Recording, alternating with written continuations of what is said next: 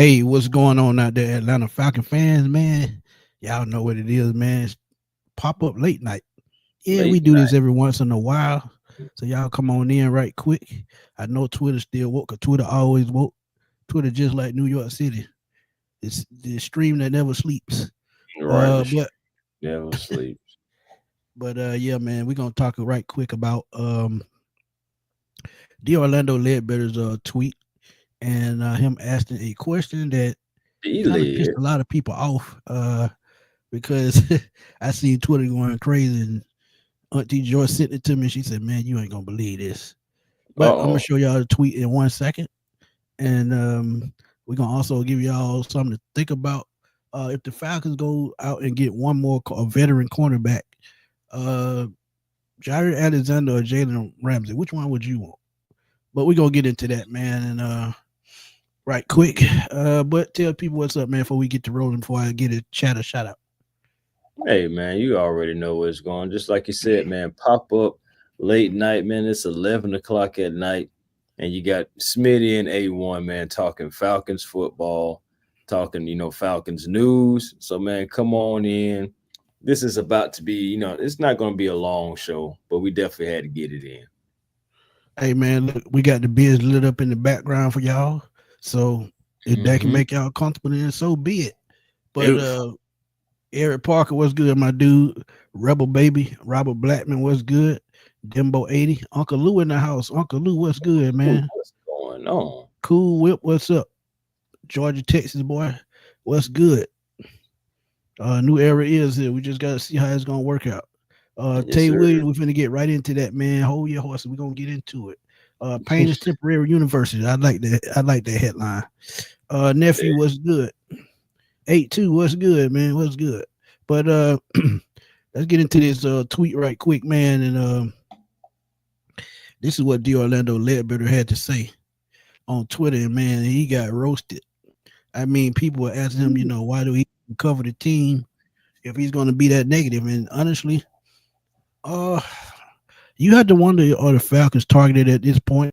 I think they are, to a certain extent, because it seems like the last, I would say, 8 years, they're expecting us to do something stupid. Yeah, If you read the tweet, just read the tweet. Said, do the man. Falcons have a problem following league rules? Mm. It's the third time that the Falcons and its employees have been fined by the league over the last 17 months. That's less than 2 years. So Yeah, you talk for sure. you talk about Kirk Cousins running his mouth. I'm gonna give y'all a quick graphic of that too, and we're gonna add one on to that. Okay, what you got? This is what we got. They say Ooh, past come decade. on, Nate. It's more like 8 or 9 years, but it's close Come to the on, decade. So, Nate. yeah, so it's a 350K plus a fifth round pick for illegal crowd noise. That was just stupid. Ah, That was embarrassing too, because that was if you got to embarrassing. pump up the crowd noise, I don't know how they did it. Did they put a microphone somewhere that we didn't know about? I mean, I don't know. They just were pumping it in. They had. I don't even want to. Oh gosh, I hate that we're going back down this rabbit hole. But yeah, it was a whole thing to where like they Boy, just had it coming through the sound system. And. that's Oh worse boy, than a rabbit hole. That's a yeah, foxhole. man, it was just snake hole. It Boy, just you just don't want to be down in it, man. boy, it's just like what they call it in Star Trek. What zone Oh, that be? You just go into another dimension. That it was just in that type oh zone. man, But what? but they got fined 75,000 plus 25,000 to Arthur Smith, and y'all Yeah, remember the Bijan headache in the Tampa Bay game. right, Um, right. Pretty ridiculous, and honestly, it really didn't make sense. And the crazy thing about it, I think we still won that game if I'm not mistaken. But Mm-hmm. 250K plus fifth round pick for tampering with Kirk Cousins, which I just talked about. We know about that, and Kirk Cousins still costing us to this day. And the bad thing about it, we can't even get a fifth round pick for him. So We be that's the spending money bad thing. the wrong way. And then this past weekend, 25K plus Boy, 100K for what's his name, Jeff Ulbrich, because of his son Jax Ulbrich. And if that was me, he would get stone cold stunned right man, on the floor. I'm talking about Rock. bottom. But now honestly, and real quick, I thought that was a touching, it's an apology from Jeff Ulbrich. You can really see that, he meant every word that he was saying. Shout out to the Sanders family for taking things as well as they did as well. It's really we all really want to move on from this, man. It was a series of unfortunate events. I really hated that it happened, and we'll get into that even more. But yeah, man, this $250,000 for the prank phone call, and $100K for Jeff Ulbrich, $350 total. That's just like, whew. But you knew something was coming because it was so public, Right. and then it was evolving around Shedeur. It was so many other guys that got prank phone call, but we're not blowing that up, and we're not talking about that. You know what I'm saying? The guys get prank phone call 5 times. I think the kid Buffalo drafted, he got 5 prank phone calls. That's what I'm saying. Tyler Warren. Yeah. Tyler Warren. That's what I'm saying. Like other players as well. Dual Carter, he got a prank phone call talking about for the Jacksonville Jaguars, and there, of course, we know he went to the Giants. But so my thing is, again, there are other prank phone calls, but we're only talking about the one with Shedeur. And then, Smitty, did you hear about that? The NFL would be continuing to look and investigate into these prank phone calls to see if anything links. So I'm just hoping that nothing links, because we're going to be talking about this again. I think it's a cluster of people that do it. I think, honestly, I just think it's all kids that have some ties to the NFL, because that's the only way they're going to get these numbers, unless it's in the black market, in the web, in the dark web, and they find a way to get the numbers. But honestly, I just think it's tied to all kids associated or to coaches and players. That's the only thing I can think of. Because think about it, these numbers are private. These are the only people that have these numbers are scouts, coaches, GMs, and people like that. So but they sent it out in the email, though. The NFL sent it out in an email, and that's like the only loophole. And that's why I asked you that question earlier when we was talking, man. And I was like, should they appeal? I mean, it's he said he won't. Yeah, he said he won't. I know Ulbrich. I mean, I know he's not going to. But I was just thinking about, man, that $250,000 for the Falcons. Just be like, hey, man, for the heck of it.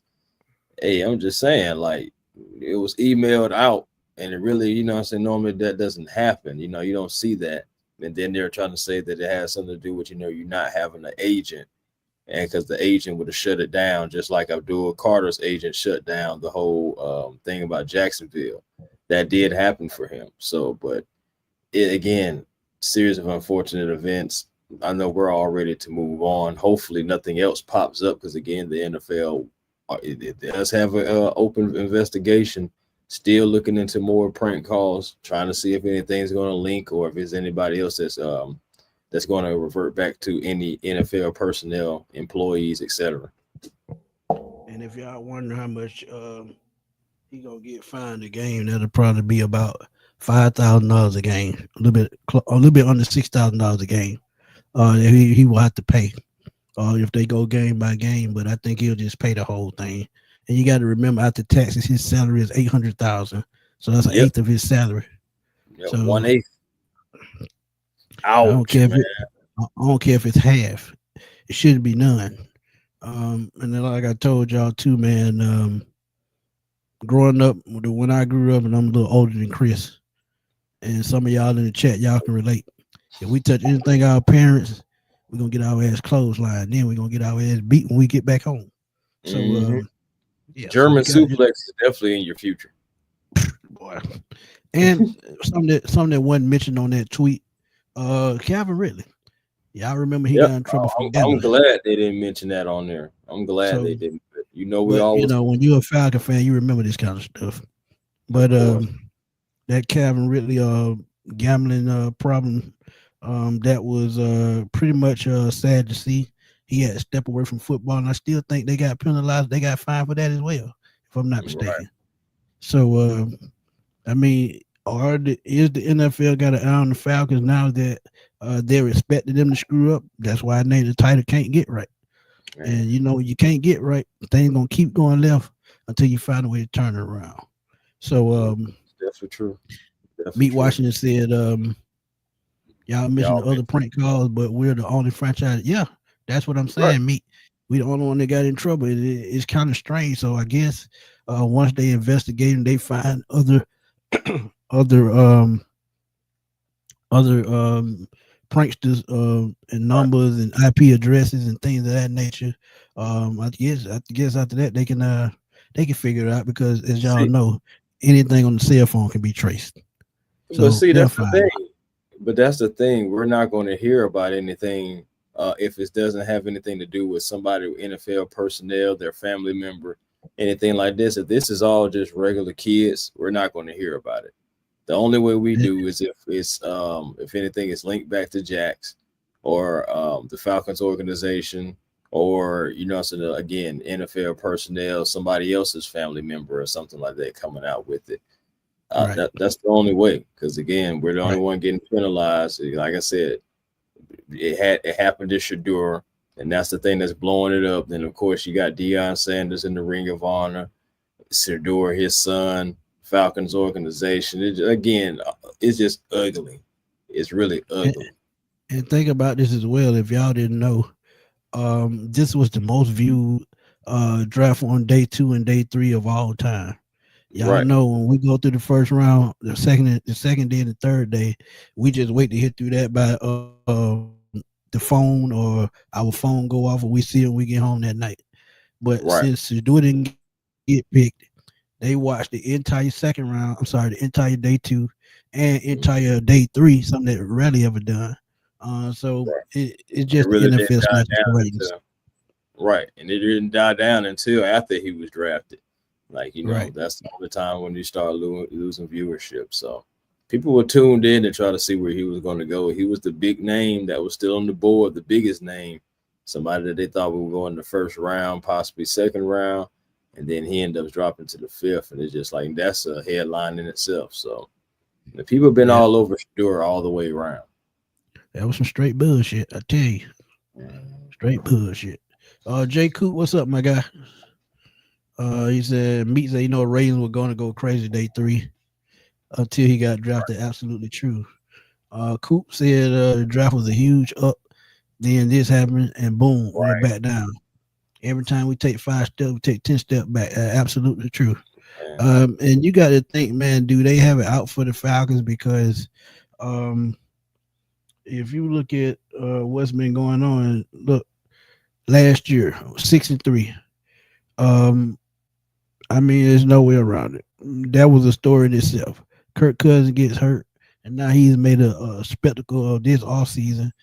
Coming out of last season with the injury, he didn't talk about it. He wanted to say something about it when the season over, and that's a whole nother can of worms. So Right. Stain feel like when it's turned into Ringling Brothers, bro.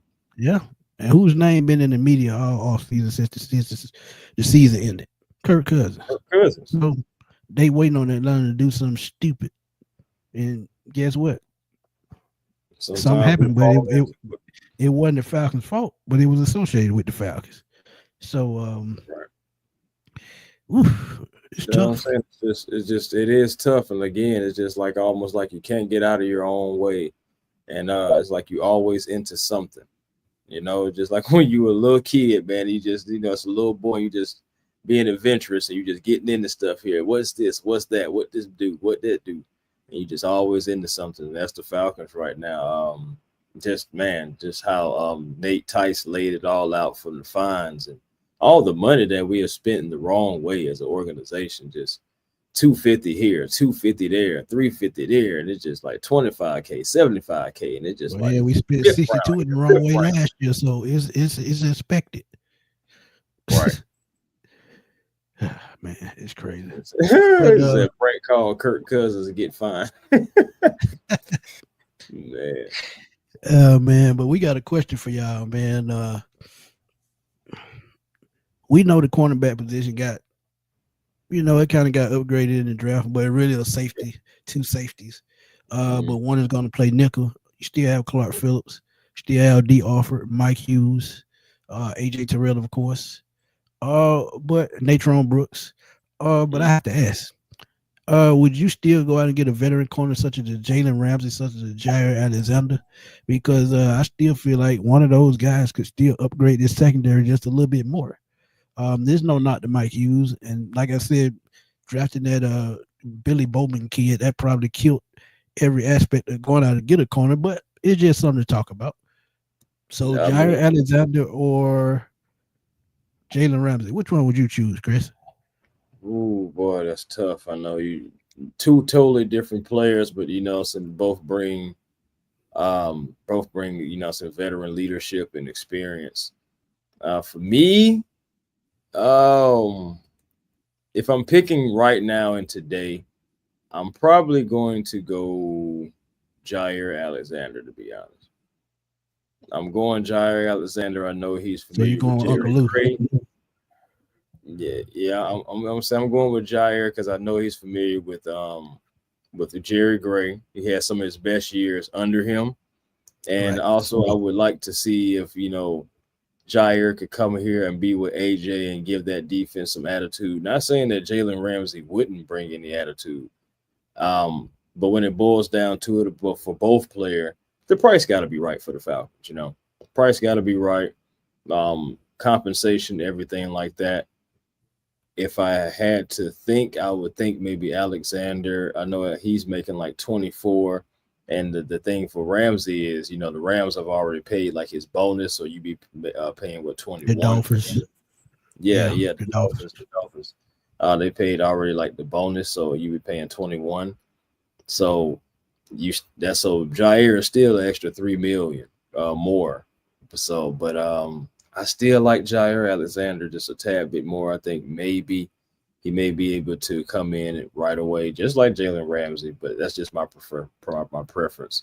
I would take Jair over Jalen if you just had to sit both of them in front of him. I'm gonna go opposite. I'm gonna say Jalen, Mm, because he's been hurt a little bit more the last couple of years, and I think that's going to catch up with him, and I think that's going to be a reoccurrence, depending on the Rams. Yeah, could be. Yeah, it could be the Rams. But yeah, I would go Jalen Ramsey because I feel like you can move him all over the field.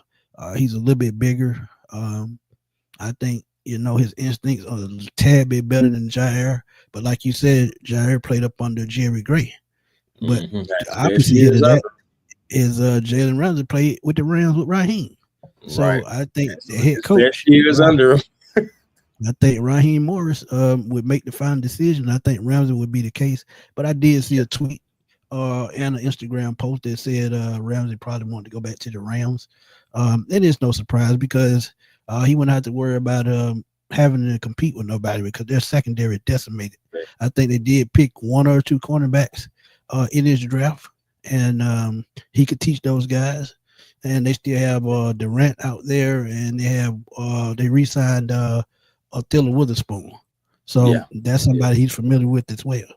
And So then that's why the Rams could be a good fit. Go ahead. Sean McVay also said that Ramsey is one of his favorite players to coach. So, hey, you could see, seeing him out there. We'll see. But again, I think it's going to come down to compensation, salary, everything like this. It's going to have to come down to that, for the Falcons. It's got to make sense. Yep. Falcons have been, strategically making moves. You already know through the draft, undrafted free agents, some guys that I feel like are going to make the team. We have some guys that are dark horses, So we also invited a few other more guys, wide receivers, defensive tackles, everything like that. Invited them to camp. So we'll see if those guys show up as well. For me, so as far as like the corner too, I feel like Kobe Bryant, as long as he remains a Falcon, if it's not this season, because it is still his rookie season, but I can see him Correct. working his way into the Falcons rotation and possibly being cornerback too. You may not have to go out and get, Ramsey or Alexander. I've really been high on Kobe Bryant since the combine, really a little bit before that, but it really sinked in the combine. And I feel like he had all the tools. Surprised he went undrafted. Maybe it's because, his size or anything like that. But that guy, he's a dog. Like he's Nah, I think it had to be an interview or something that they just didn't like. Maybe his appearance. I don't know. I don't care. I'm But glad that he's a Falcon. And we got him and Nick Nash, two guys that you just be like look at, and even Dez Bryant said it was like, how did these two guys go undrafted? It's okay, they're Falcons. Agreed. Meat said I have say Ramsey because his relationship with Mr. Rogers. Dirty Bird said, why not both of them? Can't afford both of them. Salary cap. Kirk Cousins. And the crazy thing is, they just signed him to an extension last September. He hadn't even played none of the extension. So I guess, since they blowing the team up, he said he got to go too. So I can see him being cornerback too. Granddaughter said Fins drafted Cam Smith to play opposite Ramsey. Thus far, he's a bust. Absolutely true. Miami's only upside cornerback is the guy they drafted from Kentucky, and that's the guy we've been talking about, Maxwell Harrison. Harrison. Yeah, so that's true. But Granddaughter said he got a question. He said, why did Kobe Bryant fall? Did you hear why? I know with Logan Brown, offensive tackle Kansas, they said because he beat up a teammate. I don't know. They never said. We'll find out later down the road when he's well into the league and they trying to tear him down. Yeah, you'll hear it then. But right now, we don't know. Yeah, so, honestly, if he can come in here and keep his head on straight and, buy into what the coaching staff is selling, I think he'll be fine. I think, it's okay to have that attitude and that on the field. Like, I want guys to have an attitude on the field. I want guys to get riled up and be like, yeah, come on, let's do this. Because sometimes, you need that. And it says that's something we just haven't had, like as far as just like some straight up dogs. It's time to get some dogs on this field. So that's what, Terry, cooked in the draft, cooked in the undrafted as well. And now we got all the groceries. We'll see if Raheem, Jeff, Zach, and company can just put it all together. And can someone explain how negative in the salary cap still signing players? That's easy. That's an easy answer. They have a lot of space for rookies, so it's a set scale for rookies, and they allot that money before the draft starts, so they know they'll have enough. Also, when you talk about salary with the rookies, you only count the first 51 players on the roster. Everybody after that is under another type salary cap. I mean, they're getting paid, but they're not under the I think it's called a per 51 salary cap exception. So you're only playing 51 players on the roster, really. That's going to count against the cap. The rest of it is, allotted money. So that's pretty much how that works. Granddaughter said, that's insane. Just figured Falcons got to steal with undrafted free agents, protected what? 3rd to 4th. Kobe Bryant was ranked about 2nd or 3rd round. Well, I want to say about 3rd round for Kobe. Xavier Watts, he could have been a 1st rounder, at least 2nd rounder, and we got him in the 3rd. Bowman, getting him in the 4th, that was a good spot too, to get him. So I'm just like, we was able to get some guys, man. Kobe Bryant, like I said, was projected for like a 3rd or 4th rounder. And then we got him undrafted. Like I say, Watts, Bowman. Now I think and Jack Nelson, he was also projected as a 5th rounder. We got him in the 7th. And hey man, he's gonna be a sleeper too, man, because he makes around and maybe one of your swing tackles. He can run block. Again, like I said, as far as pass pro, he only gave up 1 sack and 393 snaps. So to get some value like the 7th round. I've seen analysts giving him a better grade than they gave James Pierce, because they feel like he's from Wisconsin. Like I said, he's from Wisconsin. He's an offensive lineman. He's bred to be a run blocker, and he's bred to be a pass blocker. So a lot of people like that pick better than the James Pierce pick.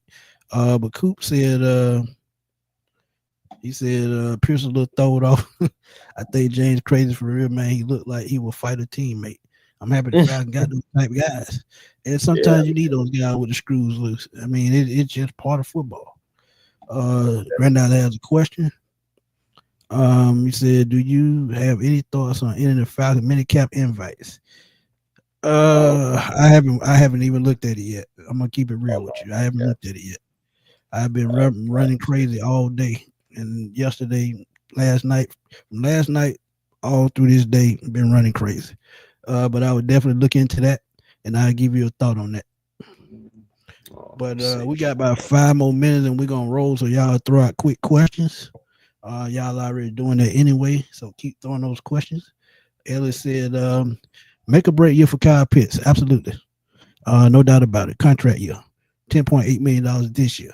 Like I've said, um, if he's not where he's supposed to be at the trade deadline, he's gone. Just that simple. Because he's on his 5th year option. I think his salary going forward is going to be George Kittle type money, and that's what 20-something million. But since he has faltered the last couple of years, I think he's gonna still fall probably in that 17-18 range, and that's still too much if he's not producing. Right. Yeah, okay. The guys that we invited, their names are Marlon Taylor Jr. and he's out of Chattanooga. Then we got wide receiver Seven McGee out of Albany. I know. I think he's from HBCU. Yeah, Albany State. Albany. Then we got safety Christian Story from Kentucky. Okay, so another. I've heard that name before. All right. So then we also invited this guy, but also the Chiefs invited him to their camp as well, and that is dang, what the heck just happened to the dog on that? That is Kevin Hester Jr. from North Carolina. Cool. Yeah, it happens, man. You can invite more than one. But Uncle Lewis said that Seven McGee is interesting though, because I know Ryan was telling me about Seven McGee, and so that's going to be interesting too to see if he can find a place somewhere on this team, practice squad exactly. We'll see what Kevin Hester Jr. does out of North Carolina, which camp he decides to attend. I feel like that's going to be interesting as well. Now, Marlon Taylor, that's somebody I really got to look into because I know I don't know anything about him, and I feel like I should. So I'm going to look into him as well. Right. Uncle Louis said, what you think about the trenches right now that you start this one off? So what do I think about the trenches right now? I'm optimistic. I'm going to say I'm optimistic. I'm not going to say I'm confident about the trenches because we still got to get out there on the field. But I'm optimistic. I see what we got. I'm excited because I see what we got, with guys like Jalen coming along. And then you see that we have linemen that are putting on pounds. Like Ruka Roro, he was like 284, 282 last year. He's 300 pounds now. You got guys like Lakel London. Eating roast beef sandwiches. Right. Lakel London's like 330. TQ Graham has gained some weight. Like all these guys, like I said, Dorless gained weight. Ruka's gained weight. All these guys have gained weight. They're all around the 300 to 330 range, 318, 315. So it's just like they're all packing on weight to hit the middle, So they're going to attack that inside. And I heard about Zach Harrison possibly going to the inside, them using TQ Graham, Dorless, all those guys in the inside because they have packed on some muscle and some pounds. So I'm optimistic because I want to see the plan come to fruition. It seems like we're going to let the young guys play, and I want to see them play. I just hope that they're produced. That's the question. Like, will we get the production, the execution, will everything like translate from practice to the real life action? That's the real question. I agree, and I still think interior defensive line is still the position to watch because these guys are young, most of them. You still have Taquan, you still have Contavia Street, you still have some veterans, but I think the rookies are the second-year players are the ones that's going to have to take over for this thing to flip and go in the right direction. And that's why, getting a James Pierce and a Jalen Walker helps these guys as well because it takes some of the pressure off them having to collapse the pocket. Because if they can generate pressure from the edge, it makes it a little bit easier on them, controlling their run gaps and passing lanes. So in that aspect, we'll see what happens with them though. But DeAndre, I appreciate the super chat, my brother. He said to answer the question, yes, we are a target. Terry Fonto has been pissing off other GMs since drafting Kyle Pitts. We got to tear down before we make a Super Bowl run, a movie. That's true to a certain extent, and I think we've been through the teardown process. Honestly, I think we're in the process of building the right foundation for this team to be a winning team. And he went offense all those years to build up the offense to put points on the board. Now he's going to focus on the other side of the ball to stop somebody. That's why they paid AJ. That's why they brought in Jesse Bates. Really, that's why they got rid of Grady Jarrett to use that cap space to bring in more talent. And they're building the right way. It's just going to take time. And honestly, I think they actually built faster than I thought because they have a team right now to win right now. They still have that window open. So all they have to do is keep that window open for a couple of years, which I think they can do. And as I said, that first round pick next year looked like a loss.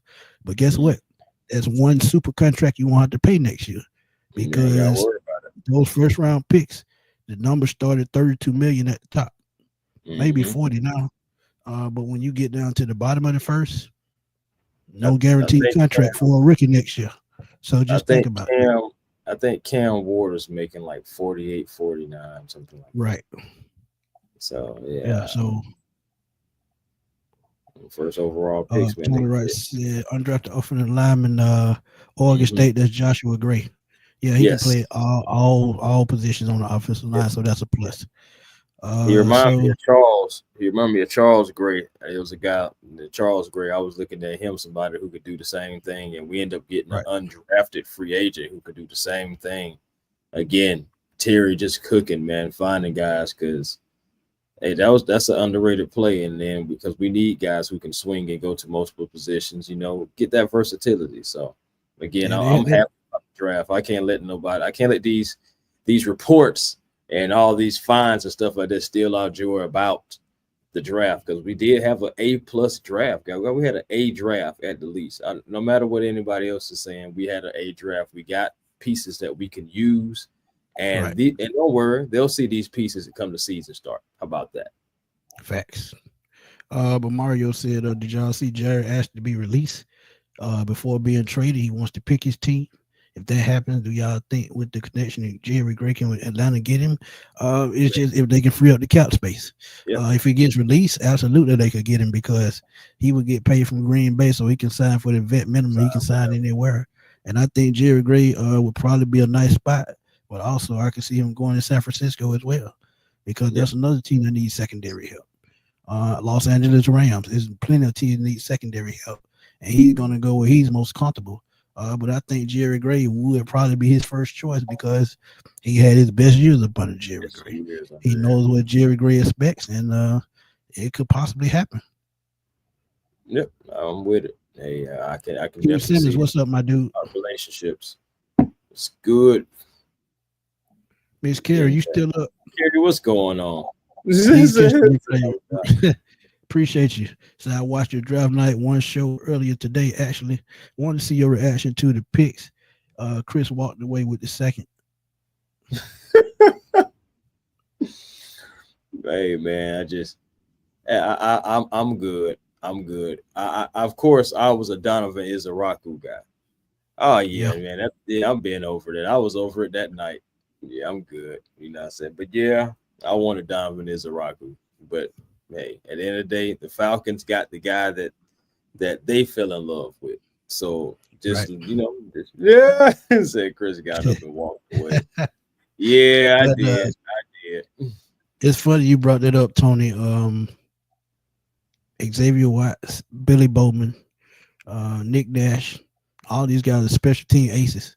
And the Falcons struggled a little bit on special teams last year. So you can see these guys special team week one.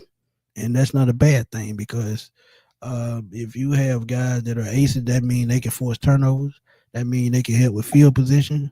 And what if they get some playing time and get into the rotation on the field in different schemes, nickel packages, dime packages. It's just going to be interesting to see how they're going to use all that versatility because Bowman and Watts are both versatile defensive backs. And y'all got to remember, Watts was a former linebacker. So he can play in the box. He can play. He can set the edge. He can play on the edge. He can get after the quarterback. He has great instincts. and he was a wide receiver as well, so he has the instincts Awesome, too. to know exactly where the Ball the skills. football is going. Yeah, so it's That's always what a we sight want, to man. see, We man. want ball hawks, man. Sack getters and Facts. the guys who can get the quarterback on the ground and ball hawks, man. We love that in Atlanta. Oh yeah, man. I'm good Beasley, with that. I can see that because no, I take that back. I think Still if got Helm's Jordan Helm's Fuller. not ready, I think Jordan Fuller will start because He he's would the have to veteran. overtake Fuller. Yeah, and I think Fuller is going to be the veteran, and he's going to know how to know the playbook a little bit better, know the schemes a little bit better. So once they adjust the scheme and playbooks and all that good stuff, I think they'll be fine. But I think Fuller has the edge because he's a veteran. hmm For sure, and Yes, he of course, has delivered relationships as two well all too. season in a row. Absolutely. Say what, Chris? Now, I was just saying, of course, relationships. Being able to play under Raw. Raw's definitely gonna be like, all right, well, we gotta let this guy, say, come out here and do what he do because I'm used to seeing it. Said Karen Right. said that's okay, Chris. My reaction live was like, wait, we got fleeced, yeah, for the first round pick, but then I realized it was getting next year's first this year. Plus, we got That's two all it impact is. players and potential superstars day one. That's why I said day one bookends. We said we need to get some starters in this draft, at We least got three. we got three first round talents in this draft. Right, And right, we and got at one least undrafted, two undrafted uh potential stars. So that's that's what we said. five players Kobe that could Bryant, be Nick instant Nash. impact players. And Yeah, then my thing is, we're talking. My thing is the undrafted free agents. They headline with Nick Nash and Kobe Bryant, but there's still so many of those undrafted free agents that could come in and do some damage. You got right. Skinner, you got Barrow Jr. What I'm saying, like, those guys can come in and do some things as well too. I mean, with Malik Vernon, saying Joshua Gray, like you were saying before. We'll see Simeon what the Barrow, linebacker Simeon room. Barrow, Simeon Barrow is a great Jerry clone. I like Barrow, bro. I do. Even Nick Kubitz. We'll see what he comes in to Right. do because he's from He's North a hitter. Dakota State. You talking about a special teams guy? He's a hitter, and that special team fits him just right. Kerry said, I'm feeling good about this team. I'm not gonna lie. I'm ready for football to be back like yesterday. That's us all. Only position I'm worried about is defensive tackle. And this is why I just said Simeon Barrow, I can see him Yep, Simeon battling them Barrow. for some playing time. And if they keep him on the practice squad, I think they're gonna lose him. Just be real, Yeah, man. David Onyemata, he could be cut June 1st. Who knows? It just depends on what they see from these young guys. right. I think see, and that's gonna be tough because I think they do want to keep some veteran leadership around They these do. young guys to kind of They do. groom them a little bit. I mean, yeah, you got TQ, yeah, you got Leonard Floyd, but I guess like Tavy Street. technically, if you Yeah. can, you never can have enough veterans. I mean, you could let the rookies play and like cut his snaps a little bit, still have him out there, but like reduce his snaps for younger guys, and still have them on the team. But again, June 1st is a month away. We'll see what happens. Facts. Yeah, Tony, right. I can't wait to see these edges either because like I said, you go what second straight year. Uh Mhm. you got the top pass rusher win percentage win percentage rate at their position. All of them on the Falcons. Talk about Right. Braden Trice, Brandon Dorless, um, who was the guy, James Pierce Jr. James Pierce Jr. So pressure rate. Yeah. so think about it. I mean, they don't keep that stat for nothing. They don't. Right. Right. But So I got a question for you, okay, real go ahead. quick. Go ahead. What does this mean for D'Angelo Malone? Would you think? Just because a guy with stats in college, what I'm saying, but didn't really get a lot of opportunities, not a whole lot of opportunities in Atlanta for whatever reasons. I'm gonna keep it honest with you. I think I'm gonna have a hell of a preseason, because of the talent we brought in. You saw it last year when I said just let him hit the field, just put him on the field, see what he can do. Soon as they put him on the field, he get 2 sacks. So yeah, I mean that really depends on the defensive line. If the interior line can break down, can collapse the pocket, D'Angelo Malone can do some work. But Mm-hmm. if that defensive line does not collapse the pocket, all of them people gonna have a problem. But I think they can because we seen Root had some flashes last year. He did. This is another reason why they felt like Christ did too. we can let greater Jaire walk. So, and we know what Kenstavius Street can do in the right situation. He can collapse the pocket. He can stop the run. So and it's just so many ways they can go. Man. I ain't gonna lie, TQ. I know he's been battling 2 years ago. 2 years ago, not gonna lie. 2 years ago, he was graded one of the better run blockers in the league. He didn't have no sacks, but when it came to playing the run, he was one of the best in the league. So we know what TQ can do, and he's on a 1 year deal. So yes, so he's on the prove it. You think he wants to make this team and show not only the Falcons but other NFL teams that he can still play the game? So TQ there too. And like you said, on the Albuquerque, he's another one to watch. These young kids are gonna be coming for his job as well. Big year, he really can. I think he can. I think he can benefit off of this.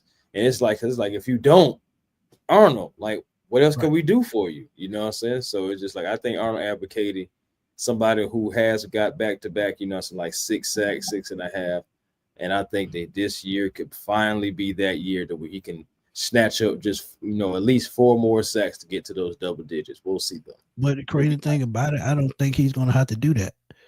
Morgan Fox was a good signing. Absolutely agree, CJ. Sneaky good. Kerry said, is Kirk Cousins going to be playing all preseason games? Hopefully he won't be here. Be honest with you. Hopefully he won't be here. But Morgan Fox was a good signing. I feel like he's going to be one of those guys along with Floyd to help these young guys along. But what I was about to say is I feel like with all the talent they've accrued between these edge rushers, if they have 45 people with 6+ sacks, that's a win every day. Right. They don't have to have one guy to have 15 sacks. If you got 45 to 6 guys with 5, 6, 7, 8, just chronological order, I think that's good enough. If you can hit that 40 to 45 mark in total sacks at the end of the year, that's a winning record. That's a win. Because we know Zach Robinson's offense is going to put up points. But can this defense stop somebody? And again, that's also going to depend on the Falcons running the football, Tyler Algier, Bijan Robinson. So if they build this offense around the run and then put in some play action and some shotguns, some pistol, I feel like this team can go a long way because the defense stayed on the field a lot longer the second half of the season because they were not moving the football like we knew they could the first 9 weeks. So couldn't open up that playbook. Didn't have Michael Penix under center. But now that playbook is going to be full throttle, wide open. He can do so many things under center. Like you said, under center, pistol, shotgun. Shoot, man, option. we may even see some of that. It's just we don't know. But the opportunity is there. The oppos are there to do so much with Michael Penix Jr. and this offense. Again, first year you're trying to work things out. The second year normally be when you take off, and we have seen that as well. So in this offense, I think this offense is going to take off similar to how Kyle Shanahan's offense did the second year around with for the Falcons. Hate to bring up Shanahan, but I'm just saying we did have one of our best offenses under him. So, like, I'm looking for something similar. Not saying, spit image, but something similar like that from Zach Robinson. Because, you see what he did with Kirk, and you've seen the potential with Michael Penix. And I'm going to ask you this question before we go. How much faith do you have in Jeff Albrecht? In the chat, y'all can follow along, too. How much faith do y'all have in Jeff Albrecht? Because we seen what he did when he was here the first time. I think he was interim coach, if I'm not mistaken, at one point. Or he took over the defensive coordinator position after Dan Quinn left. But how much confidence do y'all have in Jeff Albrecht? What we ranking it? What 1 to 10, or just saying a lot? Let's say 1 to 5. Let's say 1 to 5. 5 is the high end. 1 is the low end. I'm going to go with a smooth. I'm going to go with a smooth 3. I think I'm in that same boat because I'm sitting up thinking about what he did with the Jets after Robert Saleh left last year. It's true that Robert Saleh built this defense for his coaching. But at the same time, as an NFL coach, you have to be able to adjust to the players. You still had access to them the whole season, but it just seemed like he couldn't get that defense going for nothing. But that just may be me. Tony Wright said he's 70%. Coop said he gives him a 4. Pretty good. 4. Okay. Pretty good. Yeah. I like it. Brian Peoples, what's up, my guy? 8 out of 5. 8.5. Yeah, Mike said 8 out of 5, so that's about 80%. Yeah, I'm like, that's cool. Okay. Yeah, I like y'all confidence in me. Yes. Hey, man. Hey, boy. Oh, my goodness. But I will say this. There way more confidence in Jeff Ulbrich than Jimmy Lake for sure. Kerry says 3 as well. So yeah, man, I think 3 is fair. If you're higher than 3, like Jay, if you're a 4, I think that's fair as well. If you're higher than that, I mean that's cool. I don't, again. The question was how confident are you in Jeff Ulbrich? 1 through 5. 5 being the highest, 1 being the lowest. Yeah, I'm excited though. Yeah, this is where I'm at. I'm more excited to see Nate Ollie. That defensive line, yeah. That's the line. Like, how is he going to have it? Are we going to have this NASCAR? I know I seen somebody said like rush hour earlier. Just come up with a nice little name and what Grits Blitz 2025. Like, what are we going to be? But you got to think. That's another reason why I said you can see multiple edge rushes with 6-7 sacks, because this is what Nate Ollie did in Indianapolis. He didn't have one guy. He had just a committee of players getting after the quarterback. If you got there, you got there. If you didn't, you didn't. Next man up type mentality. So well in Houston too, so he had a few bookends, but he did still have that rotation, going after him. So like, hey, I'm liking it. Yeah, man. What role Walker play in this defense? I think he'll be a Michael Parsons type rover back type guy. You can see him lined up on the edge. You can see him lined up in the middle. He can drop back in coverage. He just has those type instincts that you see from Michael Parsons. You gotta think, man. Michael Parsons had like 25 sacks his first 3 seasons in the league.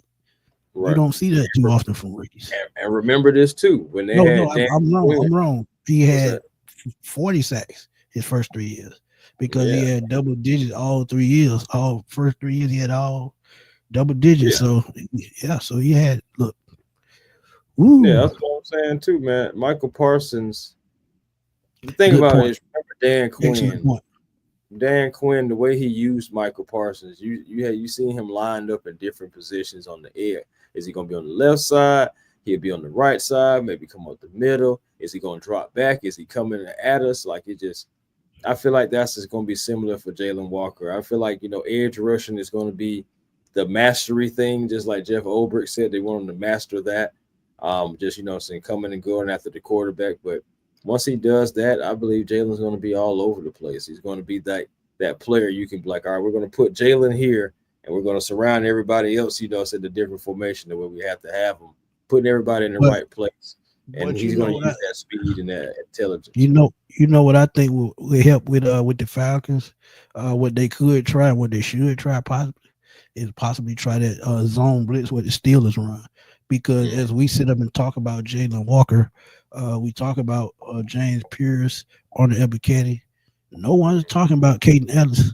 Caden Ellis is going to be the X factor on this defense, because if you using Jalen Walker in so many ways, Caden Ellis can line up on the end and come off the end. We saw what he did last. That's what I want him to do, bro. You seen it when our defense, when whoever took over our defense, Caden Ellis was getting after the quarterback, man. Like he was a showstopper, a game or two, and he was just productive. I feel like, throughout the entire stretch, just lining up on that edge, coming after that quarterback. I feel like Caden Ellis should be moved completely out of the linebacker group and put exclusively for the edge group. Yeah, and you seen in New Orleans, that's what he was used for on rush downs. That's how he got those 7 sacks. You saw him blitzing up the middle most of the time. So if they can figure out the middle linebacker spot, and honestly, I think J.D. Bertrand is going to get more playing time this year because I'm just still not trusting Troy Anderson. I just don't see him improving at this point. He's injury prone, and if he does stay with the Falcons, it's going to be on the special teams role, or it's going to be as a rotational piece. But other than that, I I can see hate this it. being Troy Anderson's last year. I hate it, bro, because the thing about it is, using a second round pick on him, and he's an athlete, man. Like, he really is. He can get after it. It's just like if he could stay healthy and with this defense that we put Dog Ah, Walker, man. Paul Walker, Jalen Walker, Falcons in 5, baby. 5. Right. Craig, you a fool, man. Oh, for real, man. I like came Oh, man. outside. He might not be good at covering, but he knows how to get to the quarterback. Absolutely. That's all we saying. Braylon Trice, he gonna come to the sack party too. I'm waiting on it But because he was generating pressure before he went down last season. Oh that's man, true, Troy Carey. Anderson in the Absolutely. hospital more than on the field. That's unfortunately true because your best Yeah, he could ability. be a 10 sack guy because he had 5 last year, and he probably could have had 10 last year, but a couple of them he just outright missed. But like I said, it just all depends on how you use Jalen Walker. If you can teach him how to play in the middle a little bit faster and then playing on the outside, yeah, you can see Ellis, you can see Ebiketie, Braden Trice, all these guys. So, yeah. Right.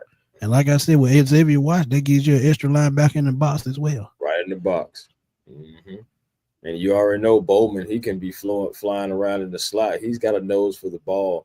If you just think about it, he's like, I don't know, he's almost like a specter, man. He just like shows up around the ball, and he's always got a nose for it. But again, we got ball hawks, guys to take away. And the thing that I like the most, you do have like this rotation of what could possibly be with our defensive line and our linebacker group. And you got those guys that's going to go after the quarterback and generate that pressure. Then, I said, even if you're not getting all the way home for the sack, if you can generate that pressure, cause the quarterback to make a mistake, we have ball hawks that can go and take the ball and get extra possessions for the Atlanta Falcons. So it is reason to be excited for what possibly could be, at least what we see on paper, for what it possibly can be if everything clicks on all cylinders. And both of those safety we drafted, both of them run a 4-4. Both of them play like linebackers, and both of them can play in space. So when you look at it, this is why I said I would love to see them run a zone blitz type defense. If they do that, where the linebackers coming and the defensive lineman dropping back, boy, it could be hell. I forgot Divine Diablo as well. Thank you, Coop, for reminding me of that. He's a middle linebacker as well. And he has speed that can run sideline to sideline. I mean, yeah, so, I feel like he's going to carve out his role. I feel like there's already a role for him here. So, yeah, he's going to be in there. That's another reason why I said move Caden solely to the edge group. You can take him out of the linebacker group. Let him get after the quarterback. But I think he's going to be one of those situational type edge rushers. Like I said, with you see Bertrand, he got playing time last year. Anderson, that's why I say Anderson probably going to be a rotational guy, because they can just keep him in the rotation. We know he's not a person that stays healthy. You give him a limited number of snaps. I think that benefits him because you can use that 4.3 speed at linebacker. That's so what I'm saying, bro, he can be good after the quarterback, right? And that's what I'm saying. If everything flowing the way it's supposed to, Troy could really like eating this defense, but you got to stay healthy first. That's the only thing we need him to do. Absolutely. But man, it struck midnight. Yeah. Old ass folks got to get up in the morning, but we had to come through and talk to y'all. We had this plan earlier, but situations happen, and we just try to get these shows in when we can, pop up shows, and Kerry, go on and go to sleep. Because we finna do the same thing. Because I'm telling you, my arthritis ain't gonna want me to get out of bed in the morning. But again, man, before we get out of here, tell everybody where to find you, Chris. Hey, man, A1 Forever Sports, that's the platform on YouTube. Come over, like, comment, and subscribe. Be generational, because it's always time to beat. Don't you settle for less, because you always can have more with the vision. And that's what Terry did. You know what I'm saying? He didn't settle for less. He had more with that vision. And he went ahead and he cooked in the draft. And then he went and he cooked in undrafted free agency too. So love to see it. Come on over to Twitter, A1 Forever, Instagram, A1 Forever, and also TikTok, The Real A1 Forever. Also catch your boy on the Hawks Digest as well. And that's over there doing my thing for that as well. Salute to everyone in the chat. Salute to everyone who tuned in. If you just tuning in, salute to you, my brother. And everything is, if you're just coming in, please make sure you catch it back from the rewind from the begin, because great show right here, man. Great conversation and great questions from the chat, man. Salute to everyone. Just so y'all don't know, now y'all can see my show on Twitter because I got the premium Twitter now, so y'all can catch the show as it's streaming live. That's what Miss Carrie did tonight. She caught me on Twitter, and y'all can catch me on Twitter live right now and when I go live. So please subscribe to my Twitter, follow me on Twitter, because y'all can also follow me on YouTube at Smitty Sports Machine. NFC South Roundtable on Tuesday at 7 o'clock during the season. We will be back in August. And you can find me on, like I said, on Twitter at FatBoySlim_21. Right there on the screen, you can see part of it. But trust me, that's what it say at FatBoySlim_21. Richie Rich, what's good, my dude?